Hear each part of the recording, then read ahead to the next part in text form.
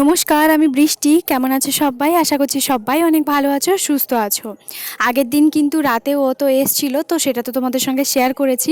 আর এই যে এখন ঘড়িতে বাজে হচ্ছে তোমার 8:30 মতন। তো ঘুম থেকে এইমাত্র উঠে ফ্রেশ হয়ে ও বসে পড়েছে হচ্ছে তোমার এখন একটুখানি ফোন দেখছে। আর ওকে এই যে খাবারটা দিয়ে দিলাম।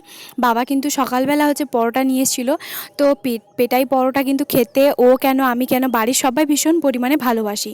তো তার জন্য এই যে রসগোল্লা আর হচ্ছে তোমার তরকারি, তো সেইগুলো দিয়ে ওকে এখন খেতে দিয়ে দিয়েছি। সঙ্গে কিন্তু আমিও নিজেও নিয়ে বসে পড়েছি।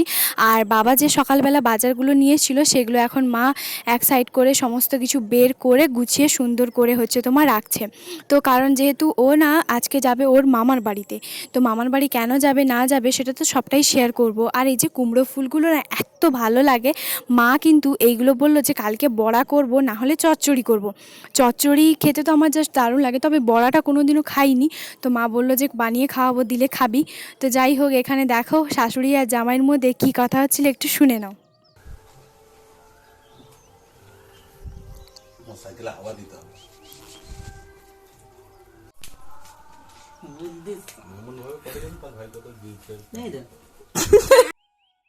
আসলে ওই ড্যামেজ প্যান্টটা কী হয়েছে, একটুখানি সেলাইটা খুলে গেছিলো, তো সেই জন্য মা প্রথমে সেলাই করে দিয়েছিল। তো ও হচ্ছে বলেছিল যে দেখো আমি সুন্দর করে সেলাই করে দেবো, বুঝতেই পারা যাবে না।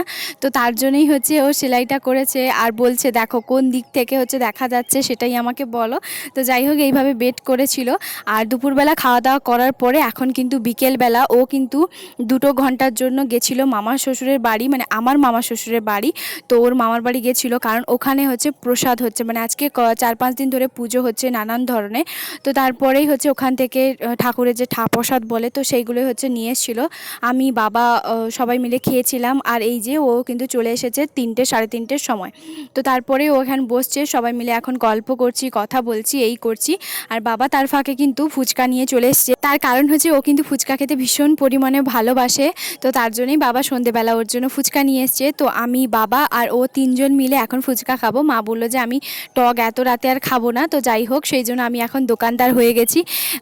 একটা জায়গায় করে সুন্দর করে ফুচকার মধ্যে পুরগুলো দিয়ে দিয়েছি। আর বাবাকে একটুখানি ফোনটা দিয়েছিলাম, বাবাকে বলছিলাম তুমি একটুখানি ভিডিও করে দাও। তো খাওয়া দাওয়া করার পরে এই যে দেখো শ্বশুর আর জামাই মিলে দুজন কি করতে বসে পড়েছে। আসলে কি হয়েছে, কলটা আমাদের ঘরে ঠিকঠাক আছে, আর কলটা এতটা পরিমাণে নরম, তো জলটা খুব ভালোভাবেই পড়ে যায়। মানে একটা ছোট বাচ্চা যদি কলটা পাম্প করে, খুব বেশি করে জল পড়ে যায়, কোনো অসুবিধা হয় না। তো যাই হোক, সেই জন্য কি হয়েছে, একটুখানি মা বাবা যেহেতু কয়েকদিনের জন্য দিদির বাড়িতে গেছিলো, তো তার জন্য একটু জলটা ঢাললে আবার জলটা উঠছে। তো তারপরে ও কিন্তু খুলে আবার হচ্ছে তোমার ঠিকঠাক করছে। আর এই যে এটা কিন্তু আমার বিয়ের নুপুর, তো এই নুপুরটা কিন্তু আমার ভীষণ পছন্দের। তো কারণ হচ্ছে আমি বাবার বাড়িতে বলেছিলাম, মা বলেছিল যে কেমন নুপুর নিবি, আমাকে ফটো পাঠা বা ডিজাইন বল। তো আমি কিন্তু বলেছিলাম যে আমি বিয়েতে পায়েল নুপুর নেব। তো তার জন্য হচ্ছে আমি এটা নিয়েছি। আর এই যে এদিকে কিন্তু কাজবাজ সমস্ত কিছু হয়ে গেছে, জলটা কিন্তু এবার পড়ছে। কলটা কিন্তু পুরোটা একদম খুলে দিয়েছিল, খোলার পরে। আর এই যে এখানে কিন্তু বাবা হচ্ছে তোমার জিনিসপত্রগুলো গোছাচ্ছে, আর ও হাতটা ভালো করে ধুয়ে নিচ্ছে। আর কিছুদিন পর কিন্তু এই কলটা ভালো করে হচ্ছে তোমার ঘেরা হয়ে যাবে, যেহেতু আমাদের বাড়ির সামনে, তার জন্য। তো যাই হোক, কলটা কতটা পরিমাণে নরম দেখে নিশ্চয়ই বুঝতে পারছো। আমি এক হাতে ফোন ধরেছি আর এক হাতে পাম্পটা করছি, তো তার জন্য জলটা এতটা ঠান্ডা, আর কি আর বলবো। যাই হোক, ওই জন্য তারপরে এই যে এখানে হচ্ছে মায়ের কিন্তু রান্নাবান্না সব কিছু হয়ে গেছে। মা একটুখানি ফোন দেখছিল, আর এই যে ওকে বলছে যে আমি কলটা সারিয়ে দিলাম, তুমি আমাকে টাকা দাও। তো তার জন্য এইসব কথা হচ্ছে, যখনই আসে এইভাবে মজায় মজায় সময়গুলো কেটে যায়।